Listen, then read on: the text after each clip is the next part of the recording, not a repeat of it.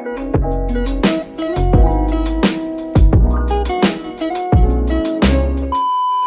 guys, welcome back to my channel, or welcome if you are new. My name's Olivia and today I'm going to be showing you guys how I edit my photos for Instagram. Now this isn't going to be some crazy like Photoshop tutorial or like Facetune or anything like that, because I actually don't do a lot to my photos, but the difference is just insane. So the photo I'm going to be using today is this one. Now this was off on my Instagram a while back, but it was the one that I think shows off the most of the things that I use. So I'm going to show you guys how to take it from looking like this to looking like this. Now I know it may not look that different, but I don't know, it just does. So I'm going to stop waffling now and get into it. I need to remember to screen record my phone. Fun fact, I actually filmed this video a while back, but my hair was out of place during the whole video, so I've just never uploaded it, so that's fun. So I'm going to put my screen up here so you guys can watch it and follow along a bit easier. So the first app I use is Visco. That isn't the actual icon for Visco, so don't go looking for that in the App Store. I have changed that when I went through and changed the whole of my lock screen. So this is how I do my very first alterations of the colour, etc. of the image. So first of all, I open that up, then I select the photo that I want to edit, and in the bottom corner it says edit, so I click on that. Then you go to the second icon along at the bottom. First we go into exposure. Now with all of these, it's very much personal taste. I found settings that just do work for me. It may be slightly different depending on your images, so yeah, follow this as loosely or as closely as you like. It basically just depends on how you want your photos to look. So I take the exposure down to -0.8. We then go to contrast. I take that up to 2. I then go along to sharpen, and I take that to between 0.8 and 1.2, depending on how high quality the photo is initially, because you don't want it to look too sharpened and start to look fake. Then I go on to clarity. I take that to 0.2.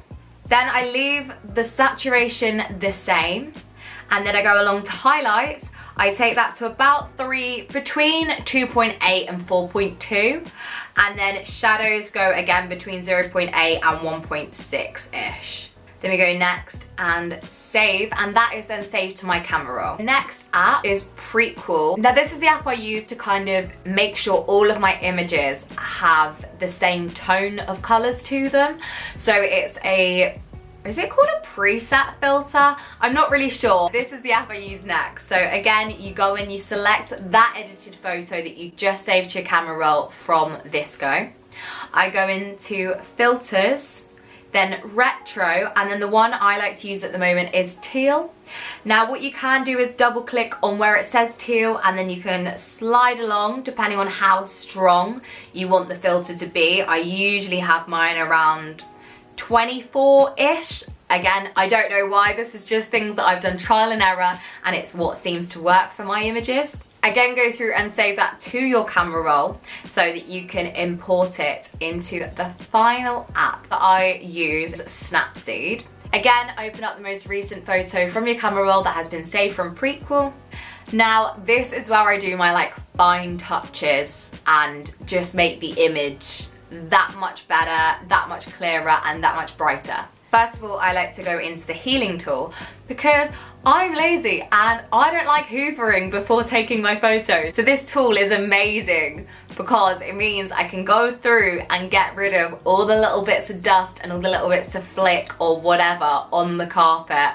So my mum doesn't have a go at me for not hoovering up. I just find any little bit of specks that I don't like, I scribble over them. If you just saw, it turns up red and it gets rid of them, and it's really that simple, and it's honestly one of the most helpful tools in the world. So once I've gone through and got rid of any bits of dust or just things I want to remove from the background, I will go into tools again and select brush. I then click on where it says exposure, and I will colour in the whole image on plus 0.7, which is the setting it starts on. So I will just go through and brighten up the whole image. Bear with me, I know I look a bit too bright and exposed, but just bear with. So once you've then brightened up the whole image, I then click the downwards arrow and it takes it down to plus 0.3. I then zoom in and colour in where I am, so it darkens me, but I'm still a bit brighter than I was initially, so it doesn't look stupid on the bright background. This bit is really tedious, so I'm gonna skip through it, but yeah, you basically zoom in and colour in the whole of your main focus of the image.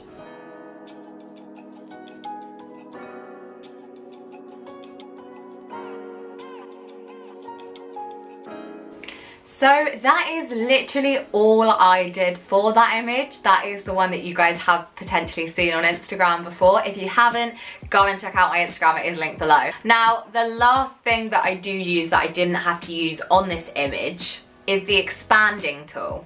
So I'm just gonna use this image to show you guys how I do that. So we go onto tools again and then expand. This tool helps the most on images like this when I'm either not central or when I process this into Instagram and it goes to a square image, it's gonna cut most of me off. You literally drag these lines and it changes the shape of the image for you, which I just think is incredible. It just gives it that extra bit of space and makes the image more square and fits better with Instagram, makes me the real focus of the image, and is just a little bit nicer to look at as well because it's a bit brighter, a bit wider, and yeah, that tool has really come in and saved me. Your task is to go through my Instagram and go and see if you can tell which images I have used any of these filters on. Go and comment a purple heart in the caption of the photos that you think have used this tool, and I will be liking some of them later. But that is it for how I edit my photos for Instagram.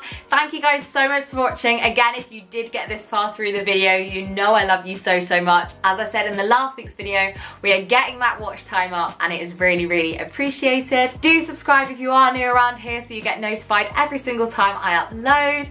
Keep smiling and I will see you guys very soon. Bye!